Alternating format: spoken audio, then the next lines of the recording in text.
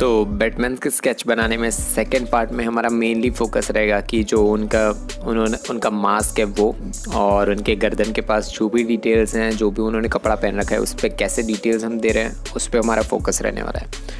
तो tutorial start करने से पहले हमेशा की तरह मैं बताना चाहूँगा कि मेरा मकसद ही है कि पूरे दुनिया तक आर्ट जाए, सबको पता चले। तो उसी के लिए मैं आपसे रिक्वेस्ट करूँगा कि शेयर कर दो ये ट्यूटोरियल को हर जगह पे, जितना भी अच्छा लगे आप। आज का गोल हमारा लाइक का ये होने वाला है कि 10 ही लाइक करने हैं, और सब्सक्राइब कर दो, शेयर कर दो और कमेंट कर दो कितना रेट कर दोगे आप ये ट्यूटोरियल को। तो स्टार्ट करेंगे ट्यूटोरियल को बनाने में। और स्टार्टिंग में ही हम जो हॉर्न्स है, मतलब जो उनके बैट का जैसे होता है, जो मेन कॉस्ट्यूम है उनका मास्क, उस पे बनाने के लिए पहले तो 2 टाइप के इसमें शेड्स पड़ रहे हैं। हमने पिछली बार भी ऐसे डिस्कस किया था कि कोई ऑब्जेक्ट है, वहाँ पे स्ट्रेट लाइट पड़ रही है उसके ऊपर, जैसे सीधी उसके ऊपर लाइट पड़ रही है, तो ऑफकोर्स वो पार्ट बहुत ज़्यादा वाइट दिखने वाला है। फिर कुछ पार्ट ऐसे होंगे कि जहाँ पे थोड़ा बहुत डार्क भी है और लाइट भी है, मतलब मीडियम ग्रे कलर बोल सकते हो, और पीछे का पार्ट होगा वो कम्प्लीटली ब्लैक होगा। तो सिमिलरली सेम चीज़ है कि बैटमैन के पीछे से और ऊपर से भी लाइट्स आ रही है। तो ऑफकोर्स जो हॉर्न्स, मतलब ब्लैक कलर के बैटमैन का कॉस्ट्यूम है, वहाँ पे डार्कर पार्ट्स जहाँ पे बन रहे हैं ना, वो है मेनली उनका जो मास्क है उस पर, और जो हॉर्न्स के एंड है वहाँ पे, कि आप फोकस कर सकते हो वहाँ पे ज़्यादा लाइट नहीं पड़ रही है, वहाँ पे ज़्यादा डार्कर पार्ट्स है, और उसको शेडोज़ बनना बोलते हैं। तो सेम चीज़ है कि जहाँ पे शेडोज़ बन रही है, तो पहले तो पिछली बार भी मैंने डिस्कस किया था, और मैं हर बार भी ये बोलता हूँ कि आपको अगर ज़्यादा टेक्सचर और बहुत ज़्यादा ब्लैकिश पार्ट देना है तो उसके लिए आप चारकोल पेंसिल यूज़ कर सकते हो।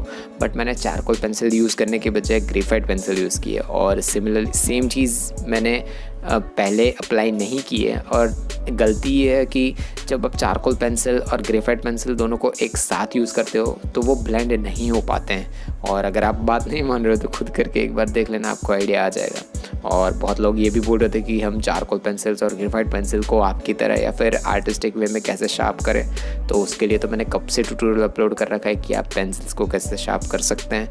हाउ टू प्लेलिस्ट में मिल जाएगा, आप मेरे चैनल में जाके चेकआउट कर सकते हो।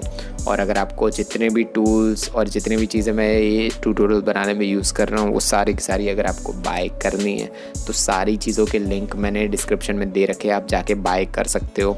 और एक बहुत इंपॉर्टेंट प्रोडक्ट मैंने बाय किया, वो पार्ट 3 में हम डिस्कस करेंगे उसके बारे में।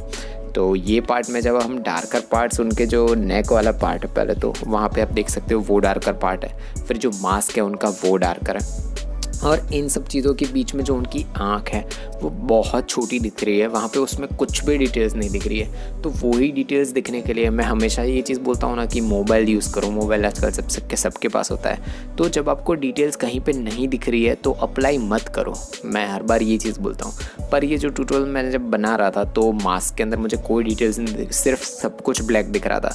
बट ऐसा तो कभी होता नहीं है कि पूरा मास्क कम्प्लीटली ब्लैक हो, मतलब वो तो ड्राइंग टाइप दिख जाएगा ना, पर ये तो रियल में फ़ोटो है, और फ़ोटोशूट बहुत HD और 4K वाला फ़ोटो है। तो उसी वजह से मैंने पूरा एक्सपोजर और ब्राइटनेस एडिटिंग जो ऐप होती है सब लोग आजकल यूज़ करते हैं, मैं तो प्रेफर करूँगा पिक्सआर्ट यूज़ करो। कोई सा ईजी, एकदम बहुत ईजी एप्लीकेशन है, उसमें आप कर सकते हो। मैंने ब्राइटनेस बढ़ा दी और ये सब बढ़ाया। उसके बाद मुझे बहुत छोटी छोटी लाइंस, मतलब आउटलाइंस दिखने लगी मास्क के अंदर। तो जब आउटलाइंस दिखी तो मैंने पहले आउटलाइंस बना दी, फिर जहाँ जहाँ पे थोड़ा बहुत डार्कर लुक दिख रहा था वहाँ पे मैंने HB या फिर आप 3B या फिर 2B पेंसिल, जो भी आपके पास थोड़ी बहुत डार्कर हो, उससे आप आउटलाइंस के साथ साथ डार्कर पार्ट्स भी बना सकते हो। और उसके बाद फाइनली मैंने वो एक्सपोजर वाला पूरा न्यूट्रल, मतलब 0 पे कर दिया। उसके बाद पता चला कि कहाँ पे कम्प्लीटली डार्क है, कहाँ पे कम्प्लीटली वाइट है। जो आई थी वो पहले तो दिखी नहीं, जैसे आप फोटोशूट में देख सकते हो कि आई आपको बहुत कम दिख रही है, ना बराबर दिख रही है, बट वहाँ पे आई है।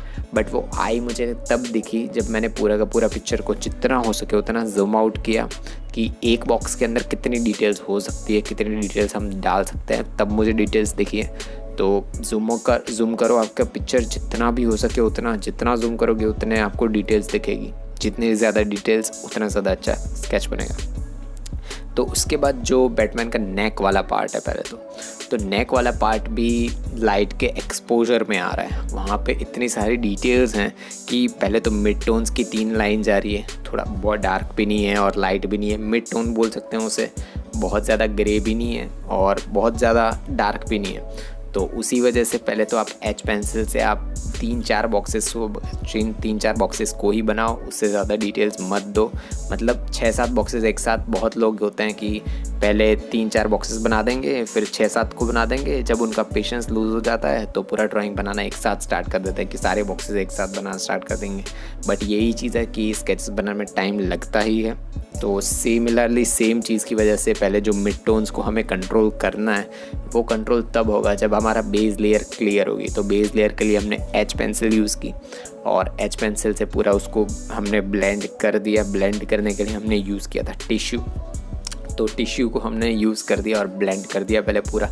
उसके बाद जहाँ जहाँ पे आपको डार्कर पार्ट्स दिख रहे हैं, जैसे मिड टोन्स दिख रहे हैं, तो मिड टोन्स के लिए कभी भी हमें 3B पेंसिल से ऊपर नहीं जाना चाहिए, क्योंकि 3B से ऊपर जितनी भी पेंसिल है उसको आप थोड़ा भी ज़्यादा प्रेशर अप्लाई कर दोगे तो वो डार्कर दिखने लगती है। और आपके स्केचेस में अगर एक बार वो पार्ट डार्क हो गया तो उसको आप थोड़ा बहुत इरेज भी कर दो, पर इरेज जब भी करोगे तो आसपास वाले जितने पार्ट्स होंगे वो डिस्टर्ब हो जाएंगे।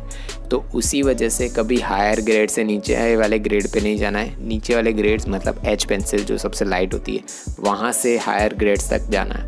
तो सेम चीज़ के लिए 2B या 3B pencil max to max mid tones के लिए यूज़ करो। और उसको ब्लेंड करने के लिए आप ईयरबड भी यूज़ कर सकते हो। मैंने ब्लेंडिंग स्टम्प यूज़ किया है, बट आप वो भी यूज़ कर सकते हो, बहुत ईजी है। ब्लेंडिंग स्टम्प से आप छोटी छोटी डिटेल्स को भी आप ब्लेंड कर सकते हो।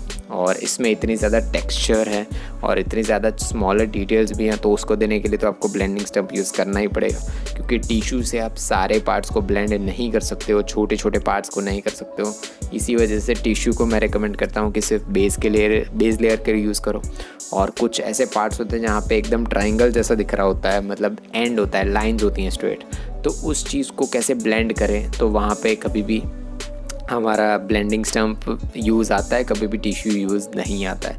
तो सिमिलरली आप जब ईयरबड्स होते हैं, ईयरबड्स को अब अगर आप आईज़ में या फिर और कोई जगह पे ब्लेंडिंग में यूज़ करोगे तो वो ठीक से ब्लेंड नहीं करेंगे, क्योंकि वो सर्कुलर में ही बनते हैं, वो स्ट्रेट हमें नहीं देते। तो उसी वजह से जो सबसे छोटा ब्लेंडिंग स्टम्प होता है उसका यूज़ ही ये है कि जो छोटे छोटे पार्ट हो उसको कैसे ब्लेंड करें।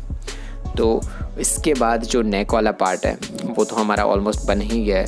तो नेक वाला जो कंप्लीट पार्ट है वो तो बहुत ज़्यादा ब्लैक है। तो उसके लिए जो हमारे 10B पेंसिल होती है ना, पहले तो 10B पेंसिल बहुत ज़्यादा फ्लैट होती है। मतलब आप उसको कितना भी शार्प कर लो, उससे एकदम पॉइंट लुक आपको नहीं मिलेगा। जैसे आप HB पेंसिल या 2B पेंसिल को जब आप शार्प करोगे तो आपको बहुत पॉइंटेड लुक मिलने वाला है। बट जब 10B पेंसिल को आप शार्प करोगे तो उतना पॉइंट आपको नहीं मिलता है। तो सेम रीज़न की वजह से मैंने बेस लेयर के लिए 10B पेंसिल यूज़ नहीं की है। और ये पूरा का पूरा रीज़न है कि फ्लैट पेंसिल को क्यों एज अ बेस लेयर कभी भी यूज़ नहीं करना चाहिए, कि कितना डार्क हो, कि वो पार्ट तो कम्प्लीटली डार्क है, राइट।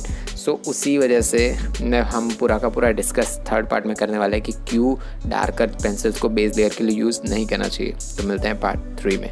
बाय। तो बस इतना ही था इस ट्यूटोरियल में। अगर आपने कुछ भी सीखा इस ट्यूटोरियल से तो सब्सक्राइब कर दो और एक लाइक छोड़ दो, कमेंट कर दो अगर कोई भी क्वेश्चन और क्वेरीज हो आपके इस ट्यूटोरियल के रिगार्डिंग। तब तक के लिए ध्यान रखो खुद का और जिनसे प्यार करते हो उनका भी। आपका चित्रकारिक दिन हो। टट्टूज।